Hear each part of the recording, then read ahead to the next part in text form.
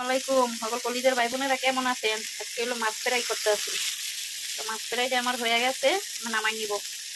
এই যে অনেকগুলো মাছ ফ্রাই করছি। আমি একটা কচুর ফুল রান্না করছিলাম, মানে কচুর ফুল রান্না করেছি, ওইটা নিয়ে একটা পোস্ট করছিলাম। তো সবাই ভালো কমেন্ট করছে। দুইজন লোক খালি একটু কেমন জানি কমেন্ট করছে, কেমন বলতে একজনে কমেন্ট করছে, তোরা তো এইরকমেরই খাবি, তোরা তো সারা জীবন এগুলাই খাবি। এখন কচুর ফুল খাওয়া তো দোষের কিছু না, আমার পছন্দ, আমার ভালো লাগে, সেই জন্য আমি খাই।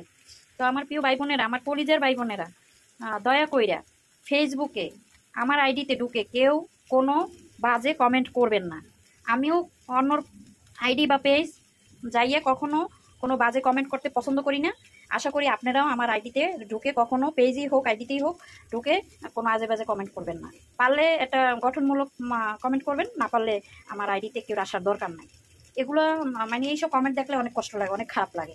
আমি যদি কোনো মানুষের হাট করে কথা বলি, তাহলে মানুষ আমাকে হাট করে কথা বললে সেটা মেনে নেওয়া যায়, আমি কাউকে বলি না। আমাকে কেন বলবে? আর আমি কচুর ফুল রান্না করে খেতে পছন্দ করি, আমি সেই জন্য খাই, আমার ভালো লাগে। আমার দাদা, আমার দাদি, আমার নানি সবাই আমি খাইতে দেখছি, অতএব আমিও সেই রকমের খাওয়ানটা শিখছি। তো আমার মাছ ফ্রাইটা হয়ে গেছে, মাছটা একটু বেশি ভাজা হয়ে গেছে। আজকে সাধারণ খাওয়া, মানে